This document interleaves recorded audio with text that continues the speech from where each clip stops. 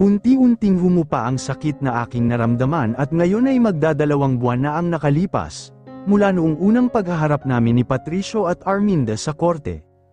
Ito ako ngayon sa bahay namin ni Patricio, nag-iisa, nalulungkot, at patuloy na nangungulila sa pagmamahalan namin noon ng aking asawa, ngunit pilit kong nilalabanan dahil gusto ko nang kalimutan ang lahat, buti na lang na laging nandyan si Reynan para pasayahin at libangin ako. Dahil nakaramdam ako ng pagkabagot sa bahay ay dali-dali akong nagbihis, para pasyalan ang aking mga magulang at habang nagbibihis ako ay biglang tumunog ang aking phone at agad ko itong tiningnan. Nang matanto ko na si Reynan ang tumawag ay agad ko itong sinagot. Jacinta, kumusta? Tanong sa kabilang linya. Mabuti naman ako Reynan, ito ako katatapos ko lang magbihis pupunta ako sa bahay ng aking mga magulang. Pwede ba kitang pasyalan doon? Tanong ni Reynan. Oo pwede naman, ano ang gusto mong dalhin kong pasalubong? Kahit ano, ikaw na po ang bahala, okay, ako na lang ang mag-iisip kung ano ang dadalhin ko dyan. By the way, gusto ko lang ipaalala sa iyo na sa susunod na linggo na ang pangalawang paghaharap sa korte, at sa tingin ko hahatulan na silang dalawa. Dahil sa kanyang ibinalita ay bigla akong nakaramdam ng sobrang kirot sa aking puso, pakiramdam ko'y hindi ko kayang makulong ng panghabang buhay si Patricio, hindi baling nasa labas siya huwag lang siyang makulong hanggang sa kanyang pagtanda, maraming paraan para patuloy ko siyang pahirapan, ngunit huwag lang sa loob ng kulungan. Napabalikwas ako nang biglang tumunog ang doorbell sa labas ng pinto. Dali-dali akong bumaba para silipin kung sino ang nasa labas. Magandang tanghali, Jacinta, mahinang bati ng aking biyenang babae. Magandang tanghali rin sa inyo, Mama. Bakit napadalaw kayo? Pasok po kayo. Yaya ko sa aking biyenan at pinaupo ko siya sa sala. Salamat Jacinta. May lakad ka ba? Opo, pupunta po ako sa bahay nila Mama. Jacinta, ayaw kong magpaligoy-ligoy pa sa'yo. Jacinta, nagmamakaawa ako para kay Patricio. Huwag mo namang ipakulong ng habang buhay ang aking anak. Alam kong alam mo na mabuting tao si Patricio, siguro nagkamali at natukso lang siya. Jacinta, patawarin muna si Patricio, maawa ka sa akin, pagmamakaawa ng aking biyenan sabay luhod sa aking harapan. Mama, tumayo po kayo. Sabi ko at inalalayan ko siya para makatayo. Tama ang aking biyenan na hindi naman masamang tao si Patricio. Dahil sa tagal ng aming relasyon ay ni minsan hindi niya ako pinakitaan ng hindi maganda. Lahat puro masasayang bagay ang ginawa niya sa akin. Tama siya, hindi masamang tao si Patricio at natukso lang, ito. Hindi ko na malaya na sa paggunita ko sa aming nakaraan ni Patricio ay pamatak na pala ang aking mga luha. Pag-iisipan ko po, Mama. Isama mo sa iyong mga panalangin na sana magbago ang aking isip. Salamat, Jacinta. Salamat, sabi ng aking biyenan sabay punas niya sa kanyang mga luha. Naawa ako sa ina ni Patricio dahil sobrang bait nito sa akin, at alam kong maapektuhan sila kapag tuluyang nakulong ang kanilang anak, sapagkat nag-iisang anak lang siya. Nang makaalis ang aking biyenan ay bigla akong nawala ng ganang umalis sa bahay. Kaya tinawagan ko na lang si Reynan na hindi na ako lalabas. May problema ba, Jacinta? Tanong ni Reynan sa kabilang linya. Iyong biyenan ko, galing dito, tugon ko sa malumanay na boses. Pupuntahan kita dyan at mag-usap tayo. Sige, Reynan, hihintayin na lang kita dito. Nang matapos ang aming mag-usap ay tulala ako habang iniisip kung ano ang dapat kong gawin. Hanggang sa naisipan kong ipapawalang bisa na lang ang aming kasal kapalit ang kanyang kalayaan. Dumating si Reynan at umupo kami sa sala. Bahagya niya akong tinitigan. Ano ang iniisip mo? Reynan, gusto ko sanang i-address ang kaso laban kay Patricio, seryoso kong sabi at nagsimulang mangilid ang aking mga luha. Pinag-iisipan mo na ba ng mabuti iyan? Oo, Reynan. Pero may kondisyon ako. Ano ang kondisyon na yan? Gusto kong ipaanyal ang kasal namin. Sige, walang problema, Jacinta. Buti na lang at napaaga ang desisyon mong iyan dahil may oras pa tayo, pahayag ni Reynan. Agad umalis si Reynan para asikasuhin ang pagkonsela sa kaso laban kay Patricio at inayos niya ang annulment. Nang matapos ang annulment papers ay agad itong ibinigay sa akin at sinamahan niya ako sa bahay ng mga magulang ni Patricio para ipaabot ang mga dokumento. Ano ito, Jacinta? Tanong ng aking biyenang babae. Annulment papers, Mama. Pakidala na lang kay Patricio para mapirmahan niya agad, sabi ko. Jacinta, hindi na ba pwedeng ayusin pa ninyo ang inyong pagsasama? Malungkot na tanong ng aking biyenan.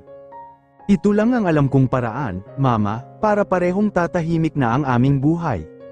Ano ito, Mama? Tanong ni Patricio matapos niyang tanggapin ang dokumento. Annulment, anak, kapalit ng iyong kalayaan dito, paliwanag ng ina ni Patricio. Biglang pamatak ang mga luha ni Patricio at ibinaba niya sa lamesa ang dokumentong hawak.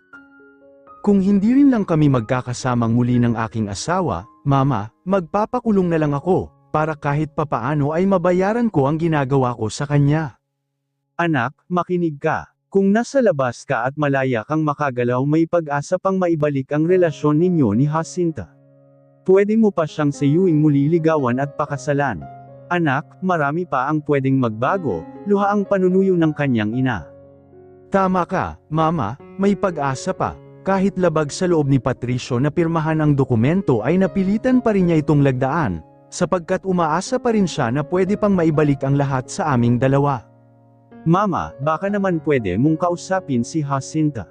Gusto ko sana siyang makausap kahit saglit lang, sabi ni Patricio na may luha sa kanyang mga mata. Nakaramdam naman ng sobrang awa ang ina ni Patricio, sapagkat alam niya kung gaano kabait ang kanyang anak. Sige anak, susubukan kong kausapin si Jacinta, ngunit hindi ako mangangako na mapapa, oo, ko siya, tugon ng ina sabay hawak sa kamay ni Patricio. Araw ng Linggo ay dumating ang aking biyenan sa tahanan ng aking mga magulang at bitbit niya ang annulment papers. Dahil nakita ko siya mula sa bintana ay agad ko na siyang pinagbuksan ng pinto. Magandang umaga, Jacinta, bati ng aking biyenan na may kasamang bahagyang ngiti. Magandang umaga rin sa'yo, Mama, ganti ko sabay mano sa kanya. Pinapapasok ko siya at pinapaupo. Sandali, Mama, ikukuha muna kita ng maiinom. Sige, Jacinta, si Mama at Papa mo nasaan pala? Nagsimba po sila, Mama, hindi po ako nakasama kasi masama ang pakiramdam ko. Nagpa-check up ka ba? Umiinom ka na ba ng gamot? Tanong ng aking biyena na may kasamang pag-alala. Hindi pa, Mama, inuobserbahan ko pa. Huwag mong patagalin yan, Jacinta, kumonsulta ka agad sa doktor. Oo, Mama, salamat. Umupo ako sa harap ng aking biyenan matapos kong maabot sa kanya ang isang basong juice. Narito na pala ang annulment papers, Jacinta, nakapirma na si Patricio. Kahit ako man ay nakaramdam ng konting kirot nang malaman kong lumagda na si Patricio. Ngunit pinairal ko pa rin ang pagiging matigas ng aking puso, sapagkat takot na akong masaktan pang muli. At gusto ko na ring kalimutan ang masasakit na alaala ng kataksilan ni Patricio. Jacinta, nakikiusap pala si Patricio kung pwede ka ba niyang makausap kahit saglit lang, nag-alangan na sabi ng aking biyenan. Mama, pasensya na po, ngunit hindi ko siya kayang pagbigyan sa ngayon, dahil kapag nakikita ko ang kanyang mukha ay muling bumabalik sa aking alaala ang kanilang ginagawa sa akin. Naintindihan kita, Jacinta. Isa lang ang aking pakiusap sa iyo. Sana, hindi ka magbabago sa akin at sa papa mo, luha ang pakiusap ng aking biyenan sabay hawak sa aking kamay. Hindi ko naman mapigilan ang pagpatak ng aking mga luha sapagkat awang-awa ako sa kanya. Pangako, Mama, mananatili pa rin ang mabuti nating samahan. Maliban na lang sa amin ni Patricio. Yamakap sa akin ng aking biyenan, yakap na sobrang higpit na para bang walang kasiguraduhan na muli pa itong mauulit. Hindi na ako magtatagal, Jacinta, mag-iingat ka palagi at aalagaan mo ang sarili mo. Ikumusta mo na lang ako sa mga magulang mo, sabi ng aking biyenan bago siya tuluyang lumabas sa bahay. Patuloy pa rin ang pag-agos ng aking mga luha, habang pinagmamasdan ko ang papalayong hakbang ng aking biyenan. Malungkot kong tinawagan si Reynan para ipaalam sa kanya na pumirma na si Patricio. Hello, kumusta, Jacinta? Boses ni Reynan sa kabilang linya. Mabuti naman, ikaw, magaling ako, Reynan. Nandito na pala sa akin ang dokumento ng annulment, nilagdaan na ito ni Patricio, malungkot kong sabi.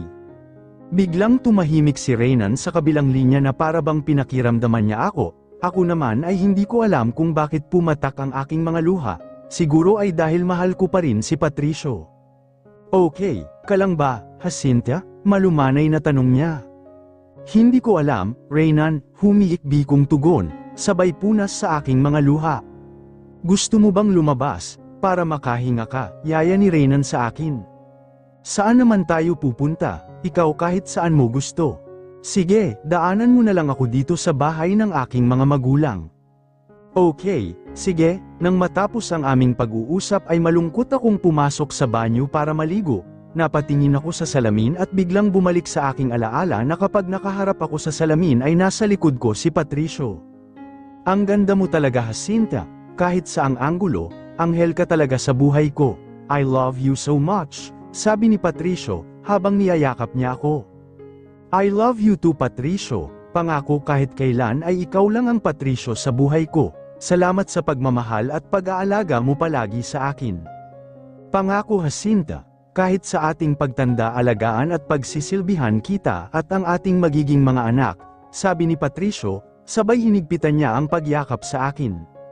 Bigla akong natauhan sa imahinasyong iyon at nakita ko na lang sa salamin na niyayakap ko ang aking sarili, para akong sasabog sa sobrang sakit. Pakiramdam ko ay hindi ko matanggap-tanggap na sa isang iglap lang ay tapos ang 7 taon naming relasyon na sobra naming iniingatan.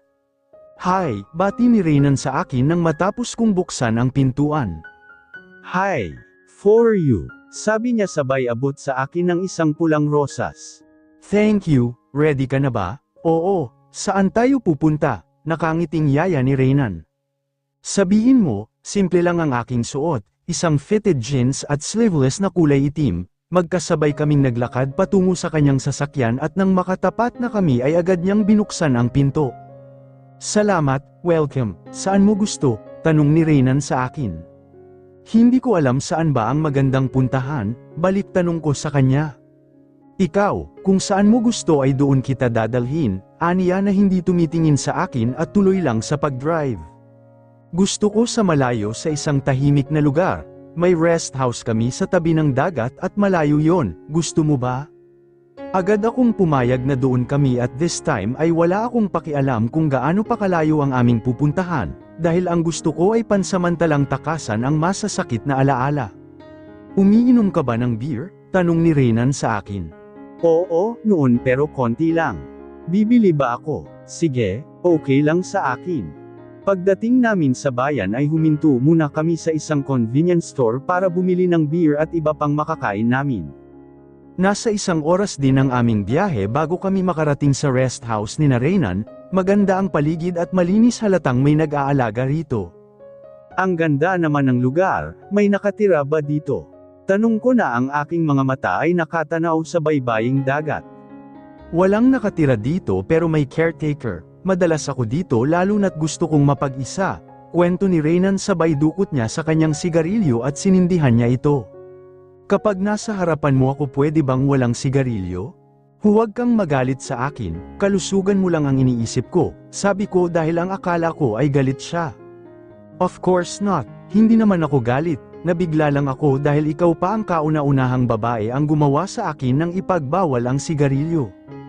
Ang hindi ko alam na panata ni Reynan sa kanyang sarili na kung sakaling darating ang isang babae na magbabawal sa kanyang pagsisigarilyo ay siyang papakasalan niya. Hapon na kami dumating kaya maganda ang paligid sapagkat hindi mainit at maganda ang simoy ng hangin. Anong gusto mong kainin?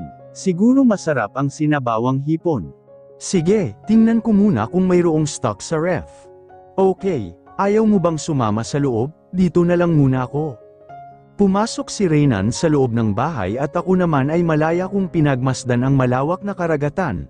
Nagpakawala ako ng isang malalim na buntong hininga at hindi ko man lang namalayan na sa buntong hiningang ito ay may sasabay palang mga luha.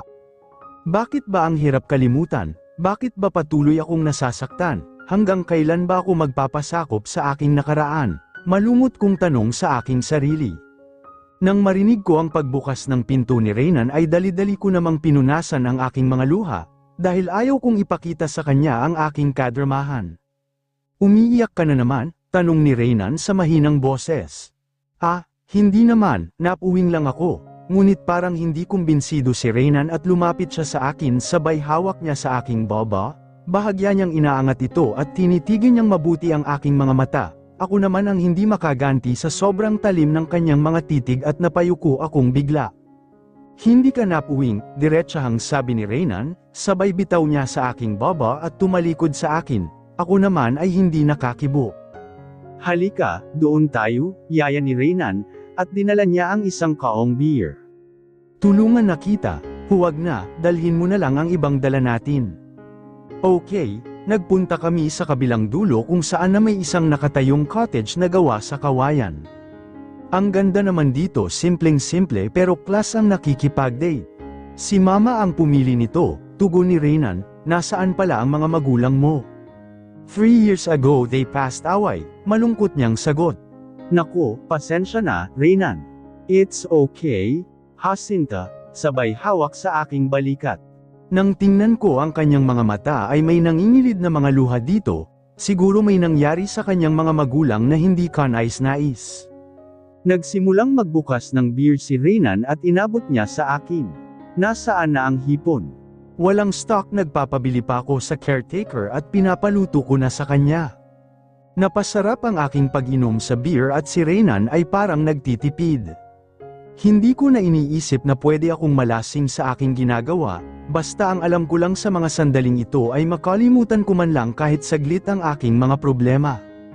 Jacinta, okay lang, baka lasing ka na. Okay lang kung malasing ako, Reynan, nandyan ka naman, may tiwala naman ako sa'yo, alam kong hindi mo ako pababayaan. Turan ko na medyo nagsimula nang nag-iiba ang aking boses.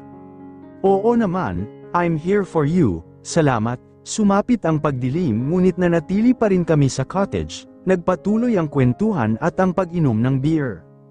Ang tibay ng sikmura mo, Jacinta, nakailang bote ka na pero hindi ka pa rin nalasing, nakangiting sabi niya. Anong hindi pa, lasing na ako pero carry pa, alam mo bang mas maganda ka pala kung lasing ka? Nako, nambobola ka pa, bakit mo naman nasabi yan, Reynan? Hindi ako nambobola, Jacinta. Ngayon pa kasi kita nakitang nakangiti ng ganyan. Bigla akong natahimik at napaisip na kung kailan ba ako huling ngumiti ng malaya. Jacinta, sandali lang, ha? May kukunin lang ako sa loob. Okay, habang nag-iisa ako ay bigla kong naisipan na maglakad-lakad sa dalampasigan para makasagap ng preskong hangin. Ngunit sa aking paglalakad na mag-isa ay bigla na lamang bumabalik sa aking alaala ang lahat na nangyayari sa aking buhay. Napahagulgol akong bigla. Jacinta, tarantang sambit ni Reynan sa aking pangalan at patakbo siyang lumapit sa akin at niyakap niya ako ng napakahigpit. Jacinta, calm down, Reynan, kailan ko pa ba makakalimutan ang lahat? Kailan pa ba muling tatahimik ang aking isip? Bakit sa akin pa nangyari ang lahat ng ito? Mga tanong ko at patuloy ang pag-agos ng aking mga luha sa balikat ni Reynan. Makakalimutan mo rin ang lahat, Jacinta. Mahina akong sagot ni Reynan at nanatili pa ring nakayakap sa akin. Paano, kailan, tanong ko sabay kalas ko sa mga bisig ni Reynan. Hayaan mong tulungan kita na makalimutan mo ang lahat, Jacinta, hayaan mong ako ang gagamot sa lahat ng iyong masasakit na nakaraan. Pahayag ni Reynan habang tinitigan niya ang aking mga mata at pagkatapos ay muli niya akong niyakap. Pakiramdam ko ay tama si Reynan, malaki ang maitulong niya sa akin para mas madali kong makalimutan ang lahat. Naramdaman ko na lang na yamakap na rin ako sa kanya. Siguro dahil damang-dama ko ang tunay na malasakit niya sa akin. Salamat, Reynan, tanging nasabi ko habang ang aking baba ay nakapatong pa sa kanyang balikat. Halika na, bumalik na tayo sa cottage. Pinag-alala mo naman akong bigla, sabi ni Reynan, sabay suot niya sa akin ng jacket. Yun pala ang dahilan kung bakit siya pumasok sa bahay. Salamat. Muli kaming bumalik sa cottage at nagpatuloy sa pag-inom. Hanggang sa maubos namin ito at tama ring nalasing ako. Tayo na sa loob, Jacinta. Masyado ng gabi at wala na tayong maiinom. Okay, sagot ko at akmang tatayo na sana ako. Ngunit biglang umikot ang paligid. Jacinta, bulalas ni Reynan at maagap niya akong nasalo. Sorry, lasing na yata ako, Reynan, sabi ko at nagtama ang aming mga mata. Normal lang yan na malasing ka, ang takaw mo kasi sa beer, nakangiting sabi niya at sabay buhat niya sa akin. Karga ako ni Reynan patungo sa loob ng bahay at ipinasok niya ako sa isang maluwang na kwarto. Maingat niya akong ibinaba sa kama at pinaupo sabay tanggal sa aking jacket. Tawagin mo lang ako kung may kailangan ka, Jacinta. Diyan lang ako sa kabilang kwarto, bili ni Reynan sa akin na sinabayan pa niya sa paglagay ng kumot sa aking katawan. Salamat, welcome, good night, Jacinta. Tugon niya sabay halik sa aking pisngi. Agad na siyang tumayo at lumabas sa kwarto. Lihim ko namang na-appreciate ang ginagawang paggalang at pagpapahalaga ni Reynan sa akin, para rin itong si Patricio sa kanyang ginagawa. Dahil sa daming beer na aking nainom ay agad akong nakatulog. Hanggang kinabukasan ay hindi ko na namalayan kung anong oras na. Nagising na lang ako nang may narinig akong ingay mula sa labas ng kwarto. Tiningnan ko ang aking relo at mag-2:00 na pala. Hala, tanghali na pala, bulalas ko at dali-daling bumangon. Kahit masakit ang aking ulo ay hindi ko na ito iniinda sapagkat naunahan na ako ng hiya para kay Reynan. Lumabas ako sa kwarto na nakahawak pa sa aking ulo dahil para itong sasabog sa sobrang sakit. Reynan, sambit ko sa kanyang pangalan. Dito ako, Jacinta. Narinig ko ang kanyang boses mula sa kusina kaya agad akong lumapit. Ano ang ginagawa mo? Ito, nagluluto ako ng pang-lunch at tamang-tama dahil paluto na ang sinabawang na isda. Bakit hindi mo ako ginising ng maaga? Para sana nakapagluto ako. Okay lang, tinanghali rin ako ng gising, kailangan na nating lumuwas baka hinahanap na ako sa bahay. Dito muna tayo, alam ng magulang mo na nandito tayo. Ipinagpaalam na kita at 1 linggo lang naman. Ano? Gulat kong reaksyon. Yes. 1 linggo lang naman, Jacinta. Hindi pwede, wala akong bihisan. Problema ba iyan? Pupunta tayo sa bayan pagkatapos nating kumain. Wala akong pera, no problem, may pera naman ako. Pera mo, ngunit hindi akin, okay lang yan, Jacinta. Hindi naman milyon ang halaga sa bibilhin mo, aniya. Paano ang trabaho mo? Pag-alala kong tanong sa kanya. Baka nakalimutan mong hawak ko ang aking oras. Okay na rin ito para sa iyo upang ma-refresh mo yang sarili mo. Salamat, Reynan. Ito, mainit na sabaw higupin mo muna habang mainit pa. Laging welcome, Jacinta. Habang humihigop ako ng mainit na sabaw ay abala naman si Reynan sa pag-aasikaso sa kanyang niluluto. Medyo nakaramdam naman ako ng konting hiya kaya tumayo ako para tulungan siya. Anong gagawin mo? Tutulungan na kita. No, thanks. Maupo ka na lang at hayaan mo na ako dito. Nakakahiya naman sa'yo, Reynan, huwag ka nang mahiya. Bisita kita kaya chills ka lang dyan. Wala akong nagawa kaya hinayaan ko na lang siya, babawi na ang ako. Kahit hindi na, Jacinta, okay lang sa akin. Hanggang sa nagsimula na kaming kumain at nag-enjoy ako habang pinagmasdan si Reynan.